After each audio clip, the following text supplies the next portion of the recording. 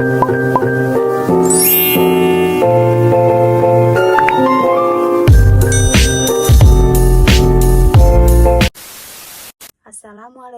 warahmatullahi wabarakatuh. Perkenalkan, saya Alia Anggreni Ramadhani dengan NIM 7020122109. Jadi, baiklah, di sini saya akan menjelaskan tentang dasar-dasar K3 atau kesehatan dan keselamatan kerja. Sebelumnya, kita harus mengetahui apa itu K3 atau keselamatan dan kesehatan kerja. Jadi, keselamatan dan kesehatan kerja merupakan suatu upaya menjaga keamanan, kesehatan, dan keselamatan pekerja dalam melaksanakan pekerjaannya dan masyarakat yang ada di sekitar lingkungan kerja. Dasar K3 yang pertama yaitu permasalahan ketenagakerjaan. TK atau tenaga kerja adalah orang yang mampu melakukan pekerjaan guna menghasilkan barang atau jasa, baik itu untuk memenuhi kebutuhan pribadi maupun kebutuhan masyarakat. Menurut Undang-Undang Nomor 3 Tahun 2013, tenaga kerja dibagi menjadi 3. Yang pertama, tenaga kerja terdidik, yaitu seseorang yang mempunyai keahlian tertentu yang diperoleh dari bidang pendidikan, contohnya dosen, guru, dokter, dan sebagainya. Yang kedua, tenaga kerja terlatih, yaitu orang mempunyai sesuatu keahlian yang dapat dari hasil latihan atau pengalamannya, seperti sopir, montir, dan selanjutnya. Yang ketiga, tenaga kerja tidak terdidik, yaitu orang hanya mengandalkan tenaganya saja dalam bekerja tanpa memerlukan pendidikan maupun latihan, contohnya kuli panggul, pembantu rumah tangga, dan lain-lain. Jadi mungkin di sini saya akan menjelaskan beberapa contoh permasalahan ketenaga kerjaan yang ada. Yang pertama, diskriminasi tenaga kerja wanita. Sekarang para pekerja bukan hanya laki-laki, tetapi perempuan juga, untuk memenuhi kebutuhan dan membantu perekonomian keluarganya. Terkadang pekerja wanita yang kini bekerja mendapatkan hal-hal yang tidak mengenakan, seperti pada saat dia cuti melahirkan, dia diberi cuti hanya seminggu, sedangkan nifas melahirkan perempuan itu 40 hari. Jadi harus tetap masuk setelah seminggu melahirkan, karena dia takut dipecat. Yang kedua, pekerja anak-anak. Sekarang pekerja anak-anak banyak yang dilakukan di luar kemampuannya, sehingga mereka tidak bisa merasakan hak-haknya berupa bermain, belajar, dan mendapatkan pendidikan seperti anak yang lainnya. Misalnya, pemaksaan kepada anak untuk bekerja di pabrik dengan pekerjaan berat tetapi dengan upaya minim. Yang ketiga, kasus Omnibus Law Cipta Kerja. Kasus Omnibus Law Cipta Kerja adalah salah satu masalah yang tengah marak diperbincangkan di masyarakat, karena dianggap aturan yang terdapat di dalamnya tidak berpihak kepada para tenaga kerja. Banyaknya aturan yang merugikan para pekerja, seperti perjanjian waktu kerja dari yang sebelumnya terbatas hingga 5 tahun. Kini setelah Omnibus Law berlaku, waktu kerja seseorang tergantung dari perjanjian yang telah ditetapkan. Selanjutnya yang kedua yaitu ergonomi dan faal kerja. Istilah ergonomi berasal dari bahasa Yunani yang terdiri dari dua kata, yaitu ergon berarti kerja dan mamas berarti aturan atau hukum. Jadi secara ringkas, ergonomi adalah suatu aturan yang berkaitan dalam kerja. Menurut Hutarat 2017, faal kerja adalah ilmu tentang tubuh manusia saat bekerja. Bekerja adalah hasil koordinasi dari kerjasama indera, otak, saraf, dan otot yang ditunjang oleh jantung, paru, ginjal, dan lain-lain. Menurut Huta Barat 2017, ruang lingkupnya yang pertama pengaturan kerja fisik khusus yang berat, yang kedua perencanaan dan penyerasian mesin terhadap tenaga kerja, yang ketiga penciptaan lingkungan kerja yang mendukung kemudahan kerja. Selanjutnya adapun permasalahan ergonomi, yaitu yang pertama postur yang buruk, yang kedua kelakuan fisik yang berlebih, ketiga pencahayaan yang tidak memadai, 4 desain alat dan peralatan yang tidak ergonomis, yang kelima kondisi lingkungan yang tidak nyaman. Penerapan ergonomi dalam dunia kerja, yang pertama memperbaiki postur tubuh pada saat bekerja yang tidak ergonomis, yang kedua memperbaiki sikap dan posisi kerja, yang ketiga mengatur suhu ruangan kerja. Adapun hubungan sikap kerja dengan keluhan MSDS atau musculoskeletal disorders merupakan keluhan pada otot rangka yang disebabkan oleh faktor kerja seseorang saat melakukan pekerjaan. Keluhan MSDS merupakan masalah kesehatan yang terjadi pada pekerjaan yang sering menggunakan kekuatan otot serta sikap kerja yang terlalu banyak membungkuk dengan durasi masa kerja yang lama. Selanjutnya poin yang ketiga yaitu PAK atau PAHK. PAK yaitu penyakit akibat kerja, sedangkan PAHK penyakit akibat hubungan kerja. Adapun perbedaannya, yang pertama pada PAK yaitu terjadi hanya di kalangan pekerja. Yang kedua, terjadi juga pada populasi penduduk. Yang ketiga, kelihatan dan mendapatkan ganti rugi. Sedangkan pada PAHK pertama terjadi juga pada populasi penduduk. Yang kedua, paparan di tempat kerja mungkin menjadi salah satu faktor. Yang ketiga, mungkin kelihatan dan dapat dilakukan ganti rugi.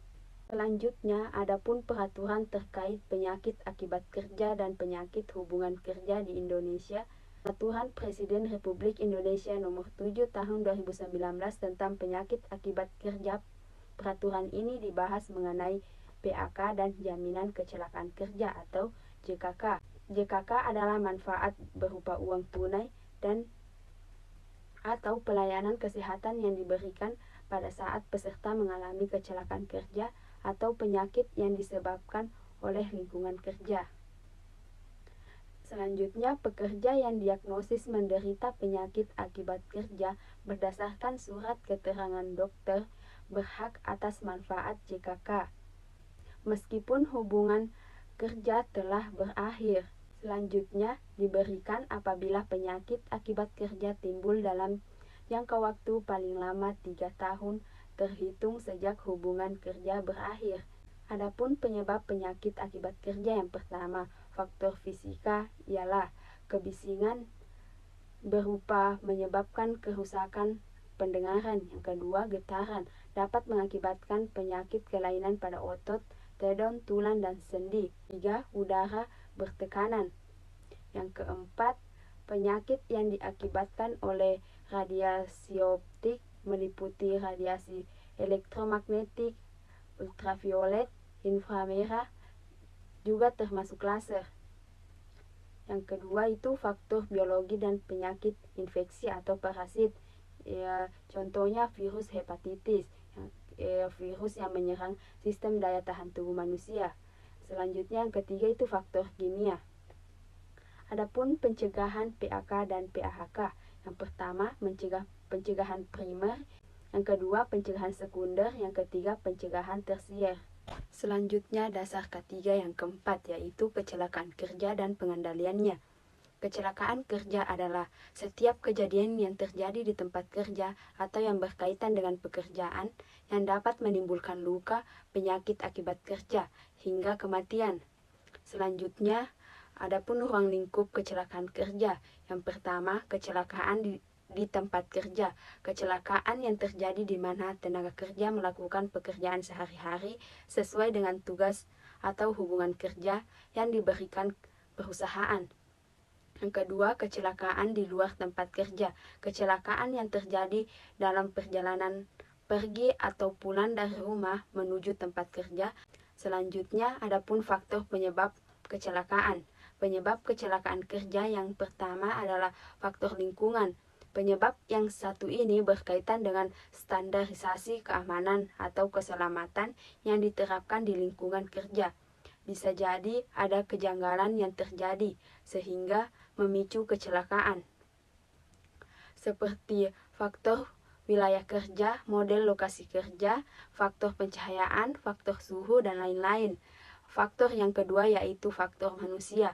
Faktor manusia merupakan penyebab terjadinya kecelakaan kerja. Faktor ini terkait dengan perilaku manusia, kondisi fisik, atau kesehatan pekerja, hingga pengabaian pelatihan keselamatan kerja dan penggunaan alat pelindung diri oleh pekerja.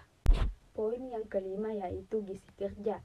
Gizi kerja adalah gizi atau zat makanan yang dibutuhkan oleh tenaga kerja untuk memenuhi kebutuhannya sesuai dengan jenis pekerjaannya, dengan tujuan untuk meningkatkan daya kerja dan kesehatan tenaga kerja setinggi taraf gizi seseorang menurut Sumakmur 1996.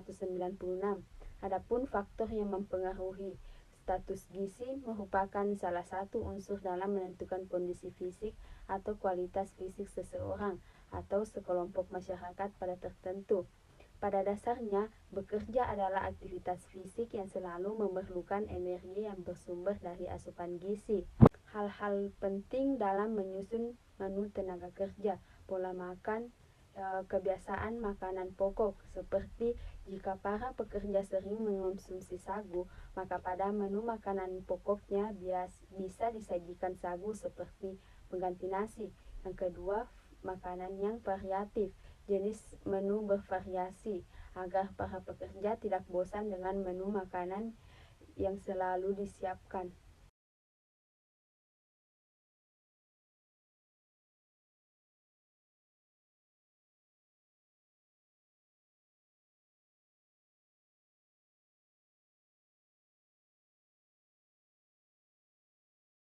Selanjutnya poin yang keenam yaitu toksikologi industri. Istilah toksikologi berarti ilmu racun. Toksikologi industri merupakan salah satu cabang ilmu toksikologi yang diterapkan di industri sebagai istilah yang banyak digunakan oleh negara-negara yang memperoleh pengetahuan dari Amerika. Toksikologi merupakan salah satu cabang ilmu pengetahuan yang amat luas penerapannya dalam kehidupan sehari-hari dan di tempat kerja. TLV, TWA atau Time Weight Average adalah kadar rata-rata dari bahan kimia yang diperkenankan untuk pemaparan selama 8 jam sehari atau 40 jam seminggu, di mana pada kadar tersebut hampir semua pekerja dapat memaparnya secara berulang tanpa menimbulkan efek kesehatan yang merugikan. Yang kedua, TLV Steel KTD atau Short Term Exposure Limit, kadar yang tertinggi dari bahan kimia yang diperkenankan untuk pemaparan selama 15 menit dan selama pemaparan tidak boleh berlangsung dari 4 kali sehari, serta interval dari 2 periode pemaparan tidak oleh kurang 60 menit, dan TLV TWA dari bahan kimia yang sebagai berikut tidak boleh dilampaui. Yang ketiga, TLV-C atau Killing, kadar bahan kimia yang tidak boleh dilampaui sekalipun dalam waktu yang sangat singkat. Selanjutnya poin ketujuh yaitu promosi K3.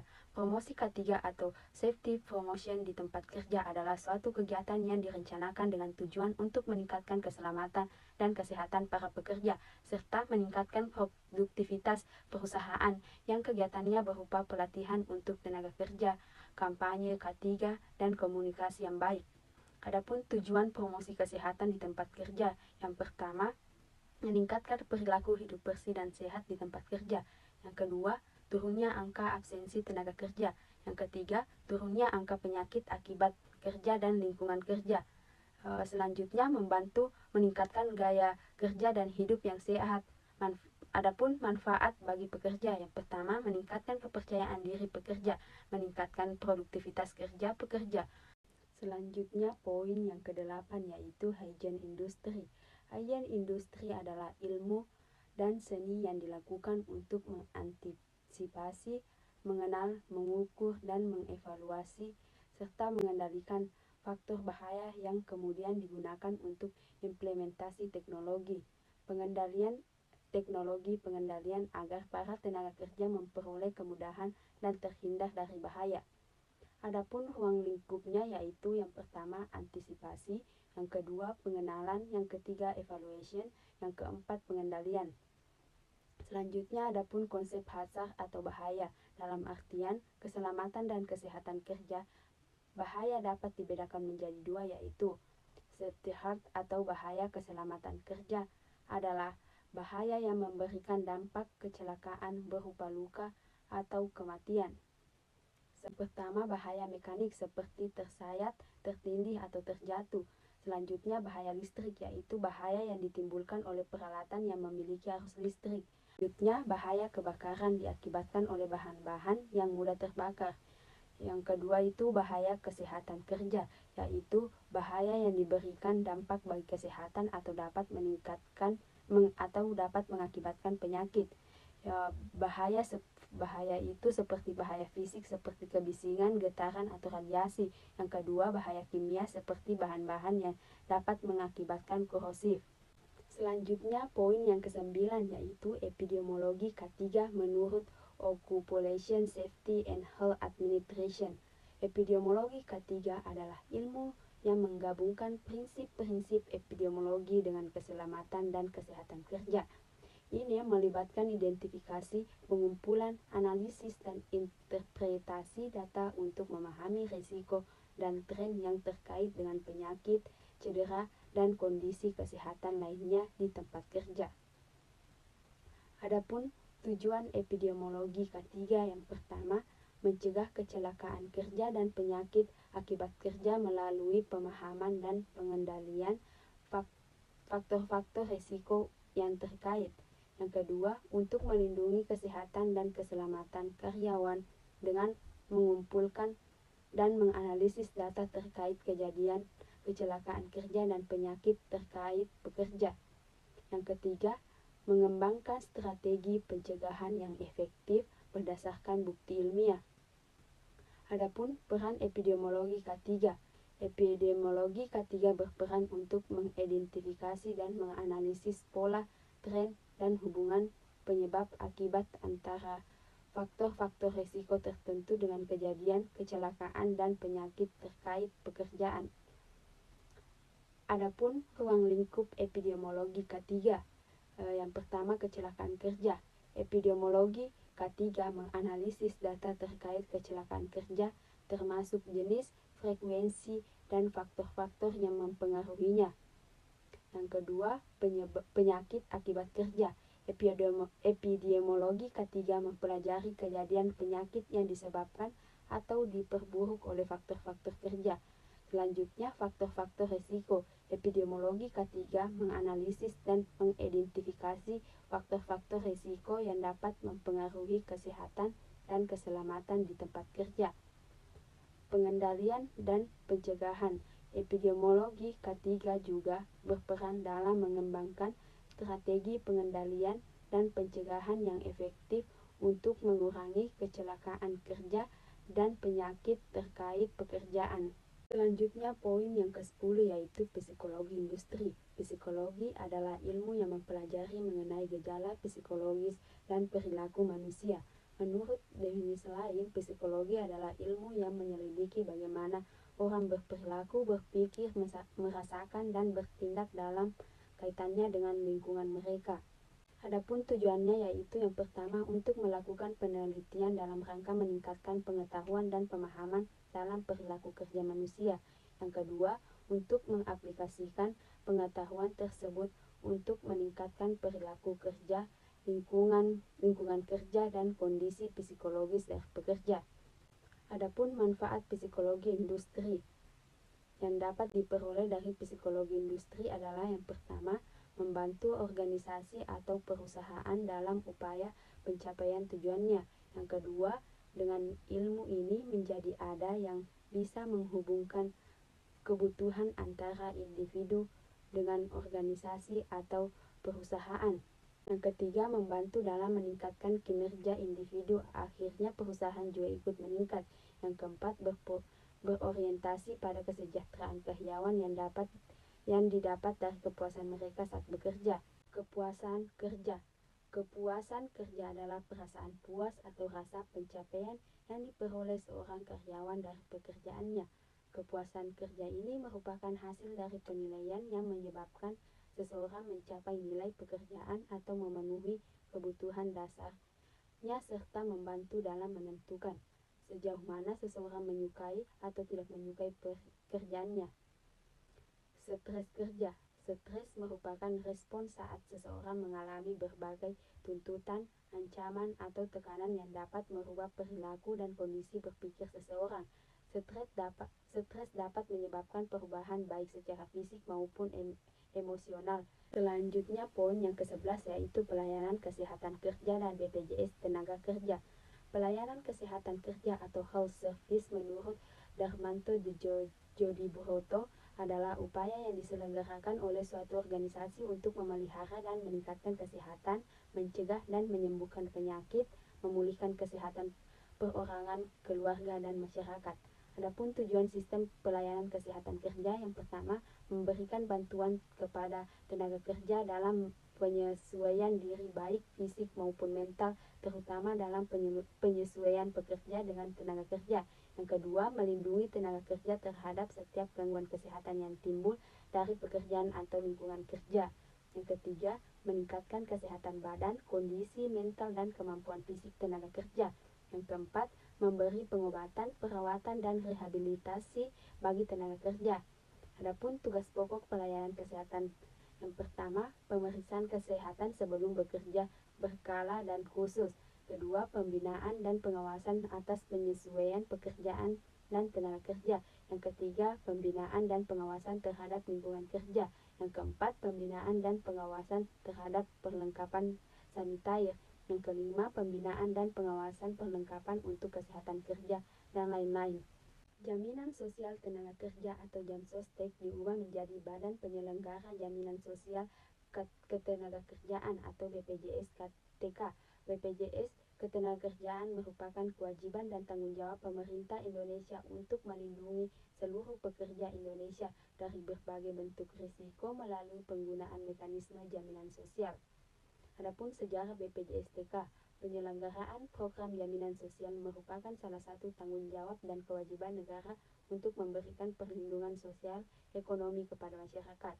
Sesuai dengan kondisi kemampuan keuangan negara, Indonesia seperti halnya negara berkembang lainnya mengembangkan program jaminan sosial berdasarkan Funded Social Security, yaitu jaminan sosial yang didanai oleh peserta dan masih terbatas pada masyarakat pekerja di sektor formal. Manfaat BPJS-TK untuk pesertanya. Manfaat perlindungan dari program BPJS ini dapat memberikan rasa aman kepada pekerja sehingga dapat lebih berkonsentrasi dalam meningkatkan motivasi maupun produktivitas kerja, karena risiko sosial ekonomi itu bisa terjadi kepada siapa saja, di mana dan siapa saja. Manfaat BPJS TK cukup banyak untuk pesertanya, jadi walaupun sejumlah nominal gaji kamu dipotong secara rutin untuk layanan ini, maka dapat banyak pemanfaatan perlindungan sosial ekonomi jangka panjang, seperti jaminan hari tua, jaminan kecelakaan kerja, jaminan kematian, jaminan pensiun, dan jaminan kehilangan pekerjaan. Selanjutnya, poin terakhir yaitu sistem manajemen K3. Sistem manajemen kesehatan dan keselamatan kerja adalah bagian dari sistem manajemen secara keseluruhan yang dibutuhkan bagi pengembangan, penerapan, pencapaian, pengkajian, dan pemeliharaan K3 dalam rangka pengendalian risiko yang berkaitan dengan kegiatan kerja guna terciptanya tempat kerja yang aman, efisien, dan produktif. Adapun tujuan penerapan SMK3, yang pertama, meningkatkan efektivitas perlindungan, keselamatan, dan kesehatan kerja yang terencana, terukur, terstruktur, dan terintegrasi. Yang kedua, mencegah dan mengurangi kecelakaan kerja dan penyakit akibat kerja dengan melibatkan unsur manajemen bekerja atau buruh.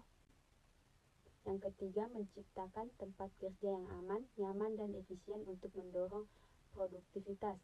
Manfaatnya, yang pertama, melindungi pekerja, patuh terhadap peraturan dan undang-undang, meningkatkan kepercayaan dan kepuasan pelanggan, membuat sistem manajemen yang efektif. Penerapan SMK3 di perusahaan. Yang pertama, penetapan kebijakan K3. Pengusaha dalam menyusun kebijakan K3 paling sedikit harus melakukan tinjauan awal kondisi K3. Yang kedua, memperhatikan peningkatan kinerja manajemen K3 secara terus-menerus dan memperhatikan masukan dari pekerja atau buruh dan serikat pekerja atau serikat buruh. Yang kedua itu perencanaan K3 yang harus dipertimbangkan dalam menyusun rencana K3, hasil penelahan awal identifikasi bahaya, penilaian dan pengendalian risiko, peraturan perundang-undangan, dan persyaratan lainnya, dan sumber daya yang dimiliki. Pun konsep dasar dan prinsip SMK3 yang pertama, komitmen dan kebijakan organisasi harus membuat sebuah kebijakan keselamatan dan kesehatan kerja dan memastikan komitmennya dengan sistem manajemen keselamatan dan kesehatan kerja. Yang kedua, planning organisasi merumuskan sebuah perencanaan atau sasaran dan program untuk mendukung kebijakan ketiganya. Yang ketiga, implementation. Untuk implementasi yang efektif, organisasi melakukan pengembangan kemampuan dan mendukung segala kebutuhan mekanismenya untuk mencapai kebijakan K3 dan sasaran program K3 organisasi. Yang keempat, check-in. Organisasi akan selalu melakukan pengecekan, memonitor dan mengevaluasi kinerja K3 organisasi. Kelima, review dan continual improvement. Organisasi melakukan peninjauan dan melakukan peningkatan yang berkelanjutan terhadap sistem manajemen keselamatan dan kesehatan kerjanya. Mungkin itu saja yang dapat saya sampaikan. Kurang dan lebihnya mohon dimaafkan. Wabillahi taufiq wal hidayah. Wassalamualaikum warahmatullahi wabarakatuh.